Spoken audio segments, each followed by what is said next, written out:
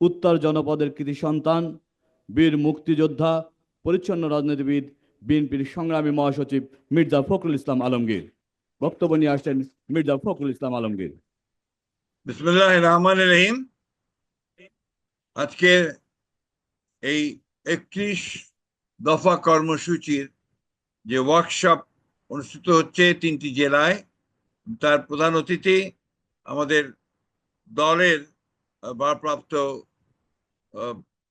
Chairman এবং বর্তমান গণতান্ত্রিক আন্দোলনের যে নেতৃত্ব দিচ্ছেন সারা বাংলাদেশে, এবং এই নতুন যে চিন্তা ভাবনা রাষ্ট্র কাঠামো পরিবর্তনের যিনি নেতৃত্ব দিচ্ছেন, যিনি 31 দফা কর্মসূচি প্রণয়ন করেছেন, আমাদের সেই নেতা জনাব তারেক রহমান। আজকের এই 3টি জেলায় উপস্থিত কেন্দ্রীয় নেতৃবৃন্দ এবং 3টি জেলার প্রতিনিধিবৃন্দ, আসসালামু আলাইকুম।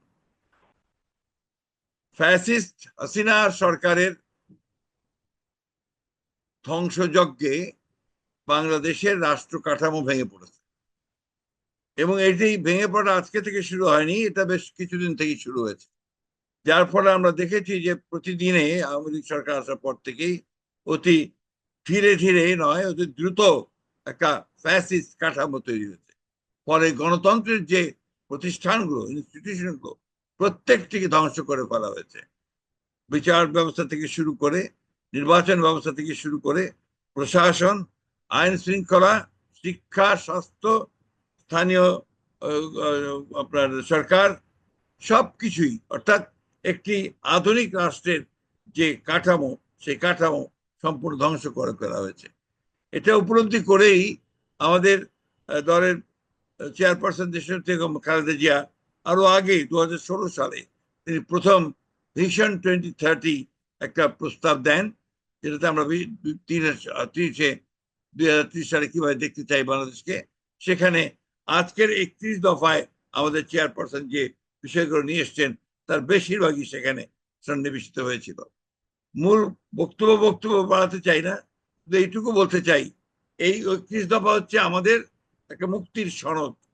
এই 31 দফা দিয়ে আমরা আমাদের জাতিকে নতুন করে গঠন করতে পারি, ওই জাতিকে আমরা সামনের দিকে এগিয়ে নিয়ে যেতে পারি।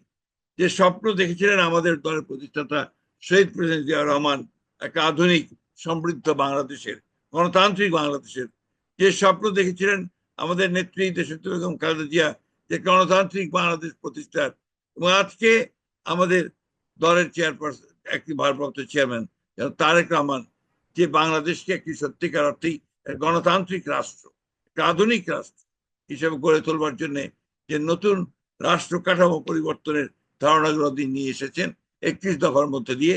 সেই 31 দফাকে জনগণের মধ্যে এটাকে ডেসিমিনেট করা, পৌঁছে দেওয়া, বিশেষ করে আমাদের নেতা কর্মী যারা আছেন তারা যেন বুঝতে পারেন যে 31 দফা কি এবং কেন, কিভাবে সেটা জনগণের কাছে নিয়ে যাওয়া হবে। তাই সেই যে উদ্যোগটা নেওয়া হয়েছে, সেই জন্য আমি আমাদের ভারপ্রাপ্ত চেয়ারম্যান মহোদয়কে আন্তরিক ধন্যবাদ এবং কৃতজ্ঞতা জানাচ্ছি। একটি কথা মনে রাখতে হবে যে এই 31 দফায় কতগুলো মৌলিক বিষয় এসেছে, বাংলাদেশকে আমূল পরিবর্তন করে দেওয়ার চিন্তা ভাবনাগুলো এখানে এসেছে। যে চিন্তা ভাবনাগুলোকে আমরা যদি জনগণকে বোঝাতে সক্ষম হই, তাহলে নিশ্চয়ই আমাদের জনগণই সবচেয়ে বড় শক্তি হয়ে দাঁড়াবে সেই নতুন রাষ্ট্রকে গঠন করবার।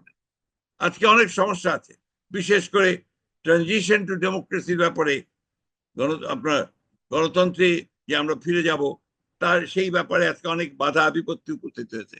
কিন্তু একটা ব্যাপার সত্য উপস্থাপিত হয়েছে যে সংস্কার প্রায় সবাই চায়, এবং এটা প্রমাণিত হয়েছে যে বিএনপি হচ্ছে সেই দল, যেই দল প্রথম থেকেই সংস্কার দিয়েই বাংলাদেশকে পরিবর্তন আনতে চেয়েছে, শহীদ প্রেসিডেন্ট জিয়া রহমানের সময় থেকেই।